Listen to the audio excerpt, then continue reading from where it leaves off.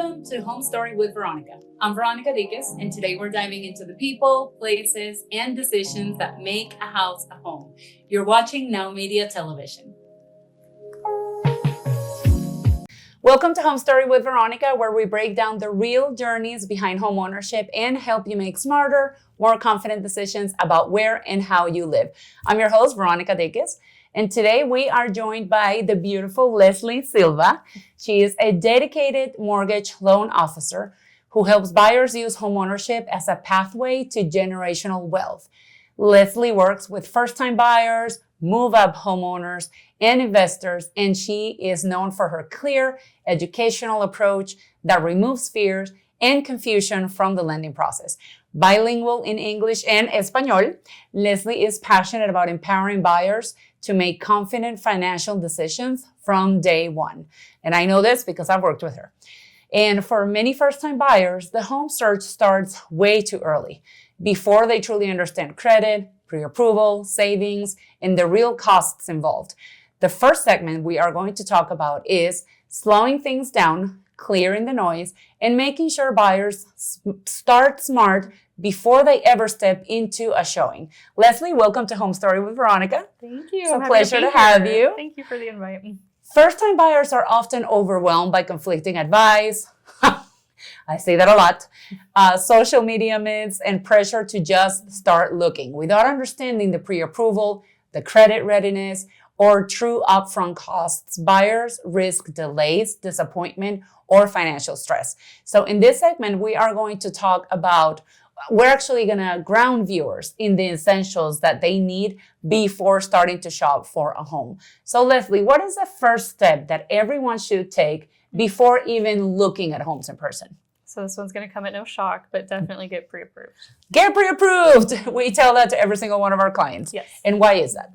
Absolutely. If you're shopping without a pre-approval, it's like essentially going to buy groceries without your wallet, right? So That's a good way to put it. Yeah, you're just looking around, but you really have no idea how much you qualify for, what programs you qualify for, and if it's even something that's within your reach at this moment. So definitely that makes sense. Mm-hmm. That makes sense. And a lot of people just think, if you get pre-approved for, and I'm just going to throw numbers that are easy for math. If you get pre-approved for $300,000, then that's a house you're going to get. Well, you need to find out what your monthly payment is going to be. Because you, my beautiful viewer, might not be comfortable with that monthly payment. So that's why it's so important to talk to a lender. Yeah. So explain a little bit, when you give a pre-approval to somebody, what are the numbers that you give that person besides the purchase power? Yeah, so that's a big one, right? So what I always ask in our initial consultation with a client is, what is a comfortable monthly payment for you? Or what's ideal? What's your budget? What does that look like?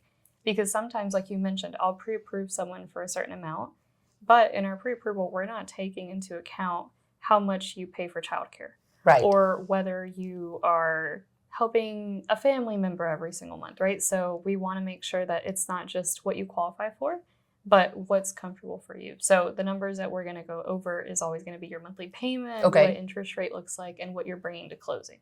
Exactly. And that way you'll know how much money you need to have saved on the bank, or there's other things that you can do. We can ask for seller concessions and make up that money, but we need to have the numbers, right? There's no way that we can ask for seller concessions if we don't know exactly how much we're going to need to supplement whatever the buyer is needing. Yeah, exactly. And that's another big thing too, is like when you ask what is like your comfortable monthly payment, then we can see, okay, maybe instead of just lowballing an offer, you don't have to lowball.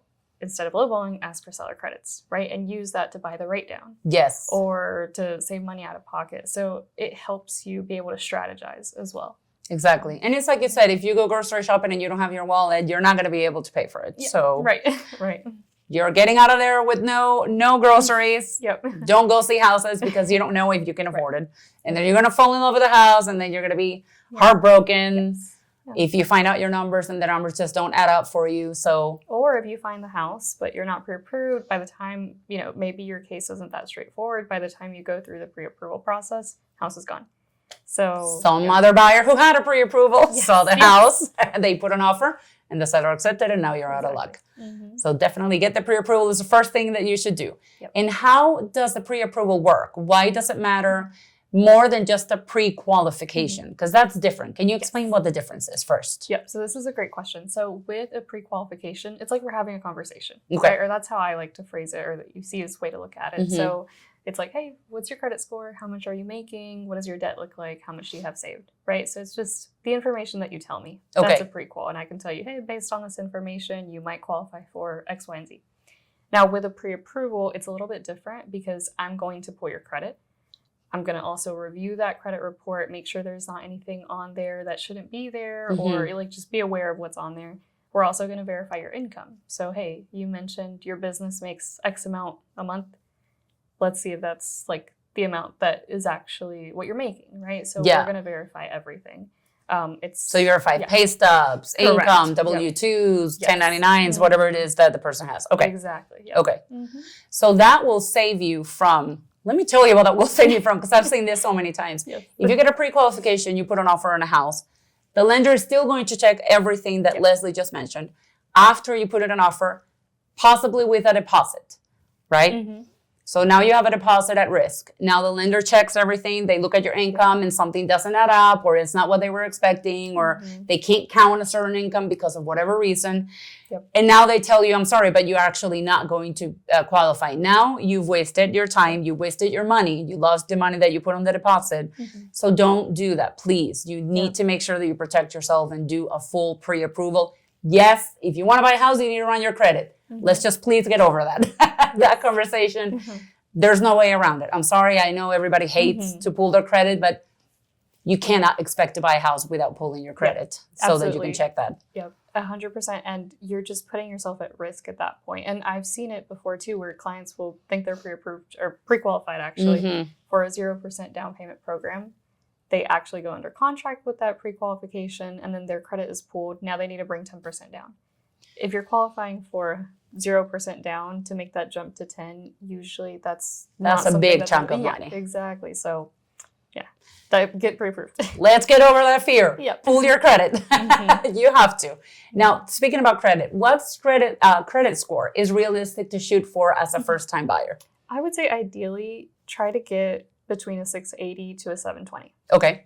So the lowest credit score you're able to have for a conventional mortgage is going to be a 620. Okay. And then for an FHA loan, that's going to be, with the 3.5% down, it's going to be 580. Okay. Right? However, I feel like set yourself up for success. Right. You don't have to have perfect credit by any means, but the better your credit score is, the more loan programs you're going to qualify for, and the better your pricing and interest rate is going to be. So shoot for success. Exactly. So if you are preparing to get your credit, in check in order to do a pre-approval and everything, what are some of, and we don't have to get into crazy details, but what are some of the maybe top 3 recommendations that you can tell people to improve their credit while they're getting ready to buy a house? So that's a good one. So make sure that you're paying all your bills on time. That's first and foremost. Yep. Make sure that paying things on time. Don't be late. Yep. Then number 2, make sure that your credit card balances are down. So make sure that you're keeping them where they need to be, especially if you're applying pretty soon, make sure those balances are low. And then number 3, if you do have credit card debt, if you're able to, pay it off. Pay it down as much as you can. Yeah. So perfect. Get rid of that. Get rid of the debt.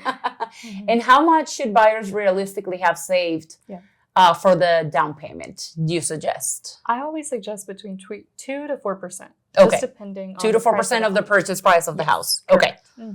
So I'm not going to vary, pretend like I can do math. So if it's 100,000, nobody can buy a house for 100,000 anymore, but let's just pretend 100,000, then you would need at least 20 to 40,000. Is that what you're saying? Or my math is completely off? So I think, I don't have a calculator in front of me. We're not a calculator, people. We're not, I think for a $300,000 home, that 2% is going to be what, 4,000? So it's going to be that 2 to 4% is going to be between. Take your calculators out. Take them out. But yes, let's do that because we don't have one right now. So 2 to 4% of whatever the purchase price of the house is what people should have. Yep. There's other ways around it, but should ideally have that. Yep. Ideally, if you're not getting any seller credits, no type of assistance, anything like that, 2 to 4%. So just flat out numbers, let's say a $300,000 home in the Charlotte area, I would say you'd want to have easily between 7,000 and 8,000 just to be safe. Okay. That can vary, obviously, depending on the loan program or the type of home that you're purchasing.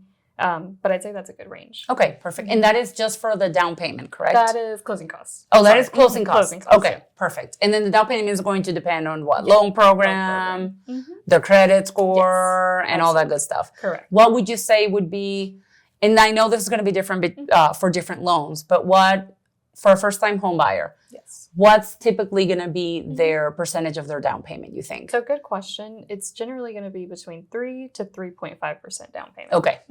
Just depending on the type of loan. Perfect. So 3 to 3.5% for the down payment, Correct. and 2 to 4% for your closing costs. Correct. Yep. So make sure, plug in on your calculators that we don't have right now.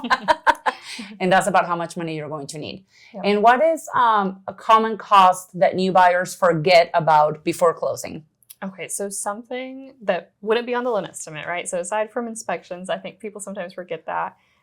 Your escrows, so your taxes and your insurance. But aside from that, I think people forget about moving expenses. Moving Is expenses. expensive. That's a good point. It Yes. is. And furnishing a new home can add up. Yeah. It takes time too. So I think that's a big one that some people just don't account for. Yes, because you get all excited about the house and then it's time to move and you're like, oh, wait a minute, we can just put everything in the car. Yeah, I'm sleeping on an air mattress. Yes, so plan accordingly. Now, coming up, we are going to break down credit and debt, what lenders really look at, and what matters most behind the scenes. We'll be right back. Stories, strategies, and inspiration to help you write your next home chapter. This is Home Story with Veronica on Now Media Television. And we're back. I'm Veronica Dinkins, and you're watching Home Story with Veronica on Now Media Television. Let's jump back into today's conversation. Welcome back to Home Story. Want more of what you are watching? Stay connected to Home Story and every Now Media TV favorite, live or on demand, anytime you like. You can download the free Now Media TV app on Roku or iOS, and you can unlock nonstop bilingual programming in Spanish and English. On the move, you can also catch the podcast version right from our website at www.nowmedia.tv. From business and news to lifestyle, culture, and beyond. Now Media TV is streaming around the clock, ready whenever you are. Welcome back to Home Story with Veronica. We are continuing our conversation with mortgage loan officer Leslie Silva. And in this segment, we are tackling one of the most misunderstood parts of home buying, credit and debt, the two words that nobody likes, and how lenders truly evaluate financial readiness. Many buyers fixate on credit scores alone without understanding debt to income ratios, student loans, collections, and payment history. Misunderstanding how lenders assess risk can cause unnecessary fear or actually missed opportunities. So Leslie, first question that we have for you. What credit score matters most and which scores typically get the best rates? Okay, so credit score that matters the most is going to be your middle score. The middle score. Okay. So I'll have clients sometimes tell me, oh, well, Experian says 620, and then I have TransUnion saying 700. We're not going to look at the highest or the lowest. We go off of the middle score. Okay. Okay. So same thing when it's like a husband and wife, so two people on the loan.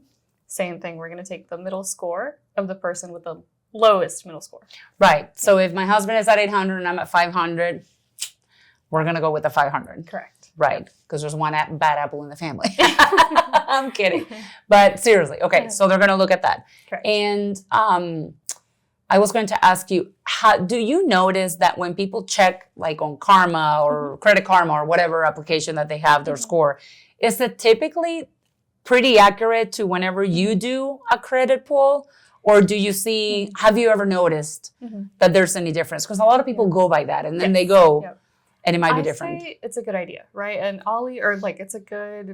it gives us a general idea of where your credit score is going to be at. Okay. But it's never going to be exactly what you're seeing on Credit Karma. Okay. Right? 9 times out of 10, we see a lower number than what's there just because we're looking at a different FICO model. Okay. But I say still use, like, those applications are still very useful because you can at least monitor your credit. So right. It's improving, decreasing, whatever the case is. But just don't count it to be exactly whatever application you're using. Exactly. Don't count it to be exactly what's on there. It might be a little bit lower. Yeah. Gotcha. Okay. And how do lenders calculate debt to income ratio in real terms? Okay, so this is a really good question. Essentially, for your debt to income ratios, what we're going to do is take your monthly debt. So let's say just even numbers, Easy numbers. right? Let's say $5,000 a month. And let's say you're making $10,000 a month. So we would do your debt divided by your income. Okay. So 5,000 divided by 10,000 times 100. Okay. So we can get that percentage. Okay. So in that case, it would be 50%. So Okay. that's how we look at it. And what are the debt to income ratios typically that you're going to need for somebody to qualify for a house, or does it change for everybody? It can vary. Okay. Right? It depends like what your risk factors on that loan are. But just generally what we want to see for FHA, depending on the situation, but max we're going to get an approval on is going to be 56%. Okay. Which is very, very high. There's got to be other things in your file that kind of support that high DTI. VA loans don't have DTI caps. DTI is debt to income ratio, just so you know. Ratios, You can say DTI now that we've clarified. Okay. And then conventional, no more than 50%. Okay. So when you're looking at, because a lot of people forget about certain payments that they have that count as debt. So what are some of the major things that you count as debt? So it's going to be things like maybe if you have another mortgage, it's going to be your credit cards, your loans, student loans. We might take them into account as well, depending on the situation. Okay. So, just anything like that. As far as like insurance, that wouldn't be on there, childcare, things like anything that's on your credit report and an obligation. Okay. So child support? Child support would be as well. Yes. Okay, that would be included. And what about car payments? Car payments, definitely. And then another big one that we're seeing a lot more lately is going to be like the buy now, pay later type of obligations. Right. So that is something that's, I think, more common now, and we have to account for it. That is true. Now that when you go shopping, excuse me, you see that option. Yeah. And you pay monthly or whatever. Yes. Correct. So that shows up on your... Yes. So that might not report on your credit, but once we see it on a bank statement, then we do have to, hey, what is this? And get documentation for it and take it into account. Okay. Yeah. So those are some of the things I need to consider. Gotcha. Now, student loans, do they automatically hurt first-time buyers? Not always. No. Okay. So the thing with student loans is if you already have a payment, you're paying towards it, that's completely fine. We're just going off of whatever that payment is on your credit report. Okay. Let's say it's deferred or you're not making any payments towards it right now, then we do take a percentage depending on the loan type. So it's going to be 0.5% of the total balance or 1%. Okay. So we do have to account for it. Something, because eventually the person will have to pay it. Yeah. Right. And I mean, I think the majority of us have student loans. So, so it's that's something we need to consider. Not an automatic disqualifier. It just does get considered. Gotcha. Yeah. And income-wise, I get this question a lot when I have buyers contact me. And I always refer them to a lender like Leslie. But let's say somebody has your typical corporate job and they work 9 to 5 and they get a W-2, but they also work part-time. Yeah. And on their part-time work, they work as a nanny, for example, taking care of children, and they get paid cash. Can you explain a little bit what incomes can be counted without a problem and are, black or white, or which ones are some that are on the gray area? Okay, so this is an excellent question. So in that particular example of your paid cash, the only way that we can use it is if you've reported it on your taxes. So if it's been a thing where I've been being paid cash all my life, I've never claimed it on taxes, we have no way to verify that income. We have no way to use it. Okay. So cash in that situation, if you've claimed it, we can use it. We just need 2 full years of your self-employed tax returns. Okay. W-2 income, we can use that. Just that one's the simplest. W-2s, your pay stubs, that's easy to use. Now commission and bonuses. So anything that isn't always consistent or always the same amount, that's going to be variable income. Okay. And we do need to see generally between a 12 to 24 month history of receiving that income. Okay. And you do like an average? We do, yeah. So anything with lending is always going to be worst case, unfortunately. Gotcha. Yeah. Yeah. I mean, a little bit of a pessimist, type of world, but so we'll take it. Let's say that you're earning commission. If last year was okay and then this year improved, we take the average. Gotcha. But let's say this year income dropped from last year, we take only this year. So always worst case. Okay. Yeah. Okay. Yeah. I just want to make sure that people understand what can count as income or not. Because sometimes they call me, but I make all this money. But if it wasn't on your tax returns and you don't have a W-2 or a pay stub for it, then it's going to be really complicated to count it. Yeah. Another one that I see pretty often now that you mentioned that is going to be rental income. So sometimes Rental income. Okay. So if you have a property that you rent out to somebody. Okay. Yeah, correct. Yep. So let's say you have a rental property and you don't claim that income on your taxes. We can't use it. Depending on the situation, right? There's some exceptions where we can use it. But if it's been a long-standing rental that you've held for a few years and you've just never claimed that income, there's no way for us to take that into account. There's no way to use it. Gotcha. That makes a lot of sense, actually. Yeah. Okay. That's very helpful. What is the biggest credit mistake that you see new buyers make? I think this one's a little controversial. Yeah. But I think letting someone borrow your credit. Oh my gosh, I've seen that so many times. Yeah. For example, give me some examples. So a thing like what I've seen happen before is I had a client, he helped his sister. He was a co-signer for his sister on a mortgage. Okay. She completely had multiple mortgage lates. Oh, so there were late payments. Yes. So it affected his credit. Yep. So when he went to buy his own home for himself and his family, he couldn't purchase because of all of those late payments on that mortgage. Right. He had to wait. I think it was a full year. So it sucks, right? Because you helped someone of your own heart, and then it affected your credit negatively. Yeah. So, and we see that all the time, unfortunately. Yeah. And so being a co-signer, just make sure, hey, I've done it. We want to help our people, but it can hurt your credit. Also, if you co-sign for somebody to rent an apartment, for example, is that rental going to count as an expense for you, the co-signer? As long as you're going to be buying your next home as a primary residence, then you're fine. Okay. Okay. Yeah. Perfect.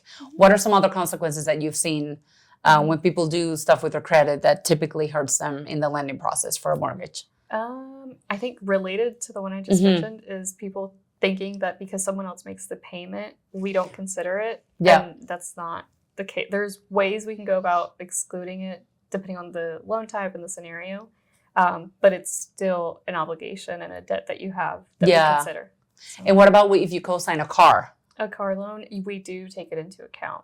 Right. So even if you're not the one responsible for making the payments, it's still going to show as if you are. Yeah. Because if something does happen and that person defaults, they are going to go after you. So the bank needs to consider that. So make sure if you co-sign for somebody, make sure you think about it very well. And it can, unfortunately, hurt your qualification criteria. Okay, that makes sense. Leslie, for viewers who want personalized guidance, where can they connect with you to review their credit, their buying options, and for you to do the pre-approval for them? Yeah, absolutely. You guys can call me anytime. Can I share my phone number? Absolutely. Please share your phone number. My phone number is 803-493-1666. That's my cell phone. So reach out, text me, call me, whatever's easier. I'm happy to help. Perfect. Do you have any social media that they can follow? I do. Yep. So my Instagram is Leslie the Lender. Leslie the Lender. Yes. Okay. And then on there, you're going to see a Linktree link, and I have everything else attached to there that you can follow. Perfect. So Leslie the Lender, if you want to follow her, she does fantastic. She is so good to work with. So please follow her. You're not going to regret it. And up next, we are breaking down loan types. This is a fun one. FHA, conventional, USDA, and more, so that buyers know which path truly fits them. Don't go anywhere. We're going to be right back. Stories, strategies, and inspiration to help you write your next home chapter. This is Home Story with Veronica on Now Media Television. And we're back. I'm Veronica Dinkins, and you're watching Home Story with Veronica on Now Media Television. Let's jump back into today's conversation. Welcome back to Home Story with Veronica. Many buyers ask one big question: which loan is best for me? The answer isn't one size fits all, and misunderstanding loan options can cost buyers thousands over time. Loan programs differ in down payment requirements, insurance costs, eligibility rules, and long-term impact. Buyers often choose based on hearsay instead of strategy, which can limit future wealth building opportunities. So Leslie, what is the biggest difference? The most type of loans that we use all the time are FHA and conventional. So for first-time home buyers, what would you say is the main difference between an FHA loan and a conventional loan? Okay, so this is a good question. With an FHA mortgage, it's going to be ideal if your credit score is a little bit lower, or if it's below, I'd say 720 to 700. And can we explain real quick for people who don't know what an FHA mortgage loan is? Yes. Okay. So whenever you're buying a home, the most common types of mortgages, like you mentioned, are going to be FHA and conventional. It's not that one is bad, one is good. That's not the case at all. It's just depending on your situation. So an FHA mortgage is going to be backed by the Federal Housing Administration, whereas a conventional mortgage is not. And FHA mortgage requires 3.5% down payment, whereas a conventional requires 3%. Okay. Yeah. Okay. Now, FHA loans can only be used for a primary residence, Okay. whereas conventional, you can use it for investment property, second home, or primary residence. Perfect. That's important for them to know. Okay. Yeah. Yeah. What other main differences? So big main difference whenever you're buying, so like I mentioned that credit score, FHA is going to be more flexible if you have a lower credit score and if you have a higher debt to income ratio. Okay. So if you have, a little bit more debt, then FHA might be preferred. Another big difference is the mortgage insurance. Okay. Yeah. Yep. So with an FHA loan, you are going to have mortgage insurance for the life of the loan. And if you don't know what mortgage insurance is, it's just an additional factor that goes into your monthly payment. Yeah. That's included. So you'll have it for the life of the loan if you don't put 10% down with an FHA loan. Now with a conventional, it does go away once you have certain equity in the home. Right. I believe it's 80%, 20%. Correct. Yep. It'll be once you have 20% equity. Okay. You can get it removed. Okay. Perfect. And for people who buy with an FHA loan, for example, which is what I've seen a lot, can you touch on a little bit about what the lenders are looking for regarding the condition of the house? Yep. So that's a big reason sometimes why we see people prefer a conventional mortgage over FHA is because the FHA appraisal is going to be a little bit stricter. So railings won't be permitted, or we can't not have railings. They're going to have to be installed if there's a certain height, as well as chip paint. So there's just more that the appraiser is going to be looking for. So they're a lot more strict on the condition of the house. Correct. That a conventional loan would be. Absolutely. Okay. And I think it's also restrictive on the type of home that you can get. There's certain restrictions, like if somebody wants to get a manufactured home, it has to be of a certain year. Correct. Things like that. Yeah. Okay. Now keep in mind you're going to see different restrictions depending on the loan program too. So for just that same example, manufactured home, the down payment for a conventional mortgage does increase to 5% from the 3%. Okay. Whereas for FHA, it would stay at that 3.5%. Okay. Oh, that's an important. I'm glad I asked that question. Yeah. Okay. So in FHA, you're looking at the condition of the house. Yep. You're looking at the credit being a little bit more flexible. Correct. Debt to income ratio may be a little bit more higher. Correct. Okay. Yep. Any other things that you can think of that are really, that differentiate the FHA from the conventional that's important to notice? I just think overall FHA is a little bit stricter. So it's stricter, because it's backed by the Federal Housing Administration. So just overall, it's just a little bit stricter with what we're able to do and not do, and then with income calculation as well. So gotcha. And question that I have. FHA versus conventional. If you buy a house and then 6 months down the road, you hate where you live, you don't like your neighbors, you want to move, do both have restrictions on that? Or how does that work? Okay, so if you bought FHA and then want to move quick. So let's say I bought with an FHA loan and then 6 months in, I say, I don't like this place, I want to move somewhere else. Okay. So yeah, you can still purchase your next one. I think there just might be a little bit more questions in underwriting to why you're buying your next primary so soon, especially if it's close by. But you can do it. The only thing with that is that with FHA, let's say you wouldn't be able, if you hold an FHA loan, you wouldn't be able to buy with another FHA loan because there's restrictions if you're buying too close to it. That was okay. Yeah. Whereas with conventional, there's no exact guideline on the distance. That makes sense. Okay. Yeah. Now let's talk about USDA or VA loans. Who qualifies for USDA or VA loans, and what should buyers watch out for with those type of loans? Okay, so with USDA loans, that's going to be for areas that are a little bit more suburban, more rural. Okay. And you'd be surprised. There's more areas that qualify for it than we would think. It's not just farms. That is true. And you can actually go online and check USDA maps, and you can put the address if you're ever interested. It'll tell you if it's in an eligible area or not. Yes. Yeah. Correct. So those are the areas that qualify for it. And what was your other question? So USDA, so let's talk a little bit about more of the USDA. What are some of the advantages with that type of loan? Okay, so the biggest advantage is that it's 0% down. So it's not a 0% down. Yeah, so that's Go live far, people. Go get your barn. Just Go get your barn. It doesn't have to be a barn, but it is 0% down. So it's not down payment assistance. It's a 0% down payment program, which is going to be, in my opinion, a lot better than down payment assistance. Because they want people to move to those areas, right? Is that what they're trying to do? Okay. Correct. Okay. Yeah. And then aside from that, the mortgage insurance on those loans tends to be lower. Okay. As well as interest rates. They tend to be a little bit better than FHA is. Okay. So, and the qualification is about the same for the other loans, or it's a or is there little bit anything stricter? It is stricter. Okay. Yeah. So your debt to income ratios are more limited Okay. on USDA, and aside from that, you do have income limits. And Okay. those income limits are going to be determined by the county that you live in and your household size. Gotcha. So you can't make too much money for Exactly. USDA loans? Okay. Yeah. Okay. So that's one of those that you might get told you make too much money, which is Gotcha. crazy to hear sometimes. True, because I mean, if you're trying to get people to move Yeah. there, okay, Mhm. that's interesting. What about VA loans? VA loans is going to be for our military, for whether you've served before or you're currently serving. So it's going to be for military. And Okay. that is the most amazing loan program. Agreed. I think it's not taken advantage of enough. I think I saw a stat pretty recently that only 3% of home buyers, or I don't know, but there was a 3 in there somewhere. Not enough people using VA loans. Yes, which is crazy. Yeah. It's such a huge benefit that you're able to attain being or serving in the military. So definitely, if you're eligible to, take advantage of it. So what are some of the things that you want to make sure that people who can take advantage of a VA loan, what do they need to know about VA loans? So it's also 0% down payment. 0% down payment. That's always beautiful. Yes. Yeah. Yes. That's always awesome to hear.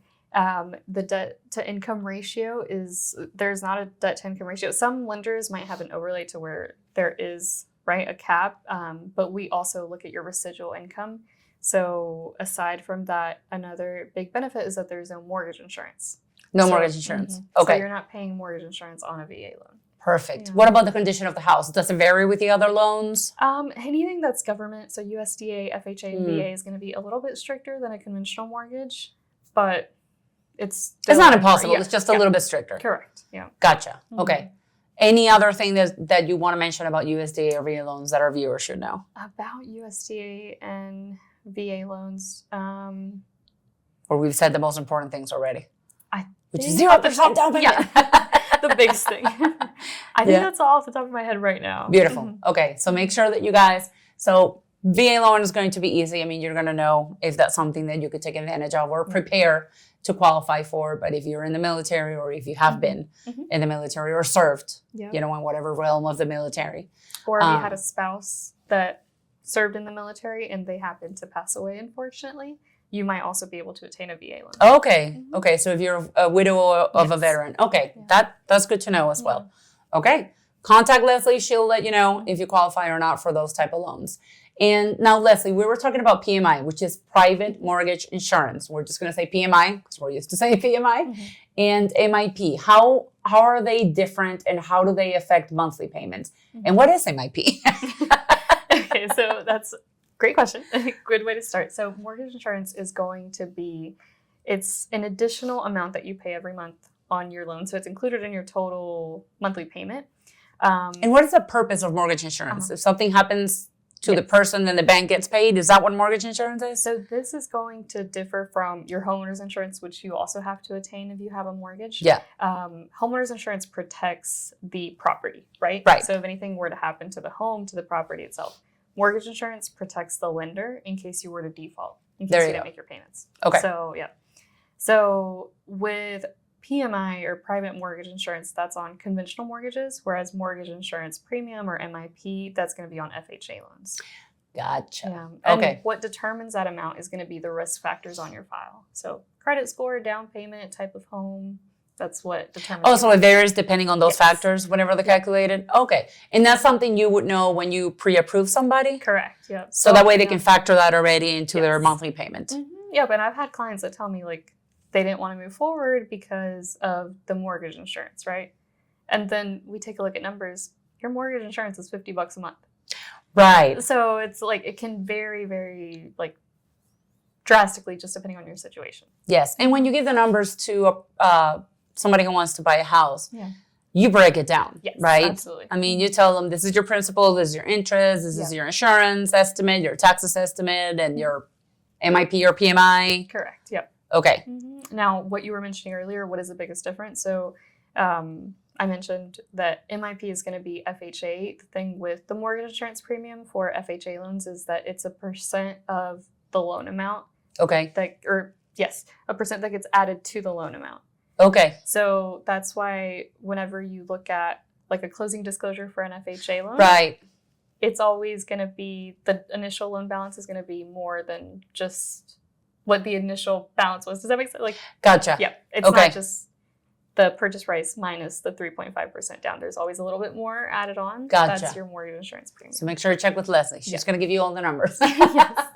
Now, coming up, we are going to pull back the curtain on underwriting, appraisals, and waiting, which is the part of the process that makes buyers the most nervous. And I understand why, when you have to wait for all of these things to happen. And we want to make sure that you understand what happens behind the curtains when we're doing all of the underwriting and everything, when the lenders are doing all of the underwriting. So don't miss out on that. We'll be right back. Stories, strategies, and inspiration to help you write your next home chapter. This is Home Story with Veronica on Now Media Television. And we're back. I'm Veronica Dinkins, and you're watching Home Story with Veronica on Now Media Television. Let's jump back into today's conversation. Welcome back to Home Story with Veronica. Don't miss a second of this show or any of your Now Media TV favorites, streaming live and on demand, whenever and wherever you want. Grab the free Now Media TV app on Roku or iOS and enjoy instant access to our lineup of bilingual programs in both English and Spanish. If you prefer podcasts, you can listen to Home Story anytime on the Now Media TV website at www.nowmedia.tv. Covering business, breaking news, lifestyle, culture, and more. Now Media TV is available 24/7, so the stories you care about are always within reach. Welcome back to Home Story with Veronica. In this final segment, we are addressing the most anxiety-inducing part of buying a home, the waiting. The underwriting, the appraisals, and approvals can feel like a black box, but understanding the process changes everything. Buyers often panic during underwriting due to the silence, document requests, a lot of document requests, or appraisal delays. This segment reframes underwriting as protection. It's not a punishment, we promise you. And it helps buyers stay proactive and calm. Leslie, what does underwriting actually do in plain English for our viewers to understand? Yes. Okay. So when you're pre-approved, we are going through all your documentation, right? Once you're under contract and we submit it to underwriting, their job is essentially to verify the information that we submitted and that we noted on there. And then they're also making sure that we're following the guidelines of the loan program that we are obtaining. Okay. Yep. So essentially, they're just making sure that if this loan requires X, Y, and Z, that we are fulfilling that guideline. Exactly. So that's when, you give some of the documents to the lender at the beginning for your pre-approval. Yeah. And then I've had some buyers be surprised, like, why are they asking me for all of this other documents? So be prepared. Yes. They're going to get nosy. Yes, 100%. They're always going to come. Yes. They'll come back, and if they see something in your bank statements that we didn't catch up front, then they're going to ask for it. So it's essentially just someone that's going to be requesting more documents. And yes. They're going to want additional proof of a bunch of stuff. And if you're under contract for over a month, they're probably going to want the updated bank statements for the month that you were on a contract to make sure you didn't spend all your money on furniture before you actually closed on the house. Okay. So it is expected. And I do want to pound on this because a lot of the times my first time home buyers, are really shocked. Like, why are they asking me for all this information? It's completely normal. Yeah, it's just someone that's following the rules for that loan type. Yes, to make sure that, all the, all the regulations are met for you not to have any issues with your loan later. So it's really to protect you. Absolutely. Yes. And why do appraisals sometimes come in low and what happens next? First, let's say what an appraisal is. So an appraisal is going to be, it's kind of like a little inspection. So essentially, and it varies from your home inspection because that one's going to be a lot more detailed. Yeah. An appraisal, ultimately, it's to make sure that there's nothing hazardous happening at the property, number one. But number two, that the value is there. So if they're giving you a loan for $300,000, is that home worth $300,000? Exactly. That's what. So again, it's to protect you so that you don't overpay for a house. Correct. Now, keep in mind, as a realtor, I have to say this, that's one person's opinion of the It market is. value of the house. Mm-hmm.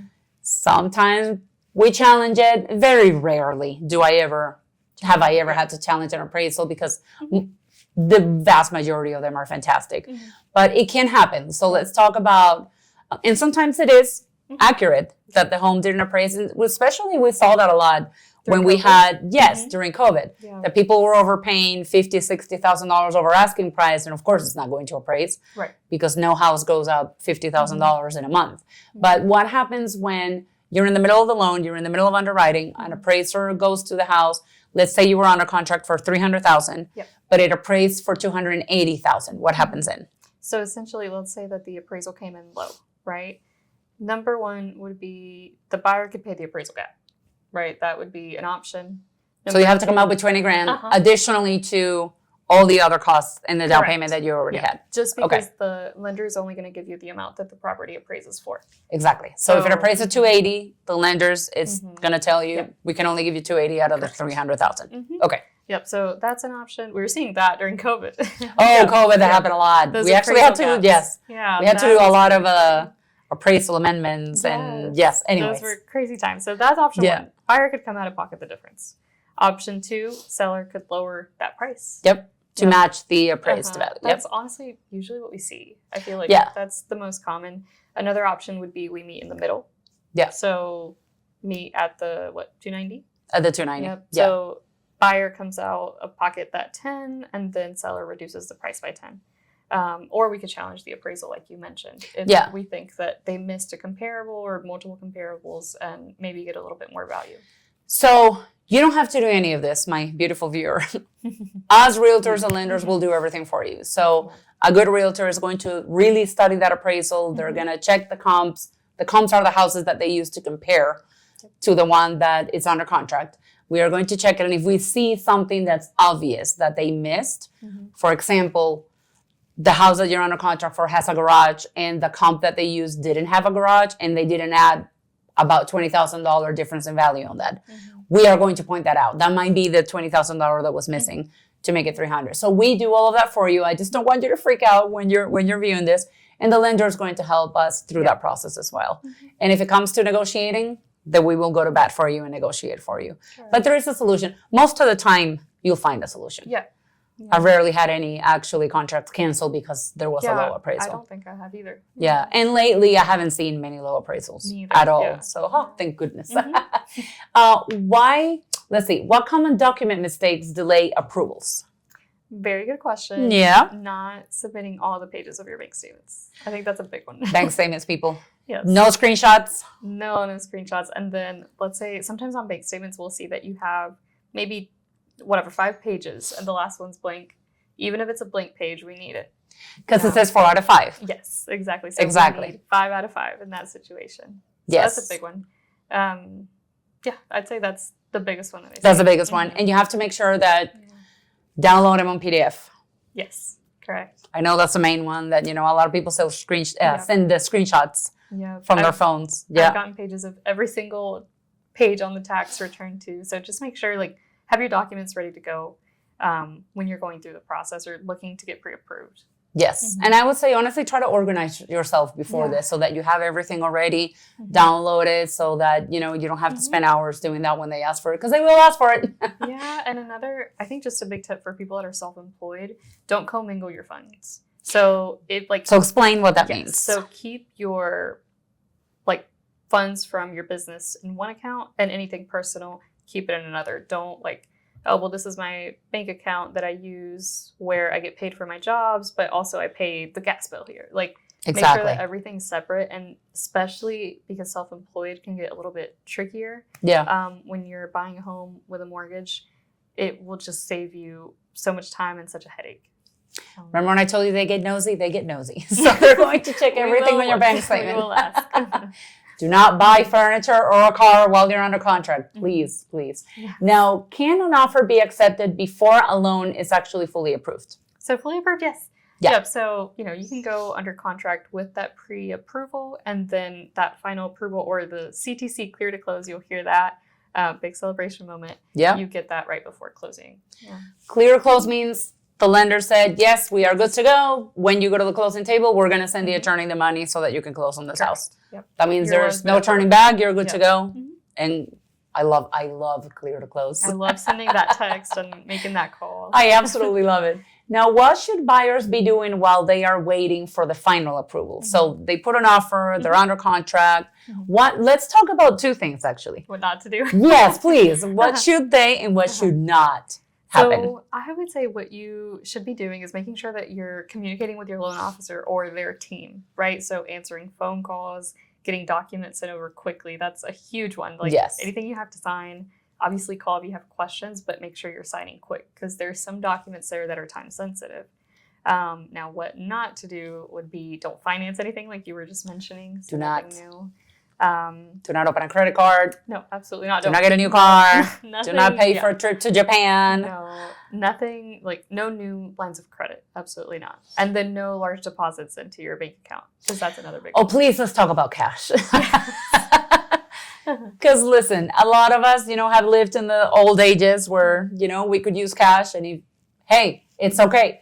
You have $10,000 saved on cash and you, in the middle of the contract, you go to the bank, you deposit $10,000 because you had them saved and you want to use it towards a purchase. Yeah. Guess what? They don't like that.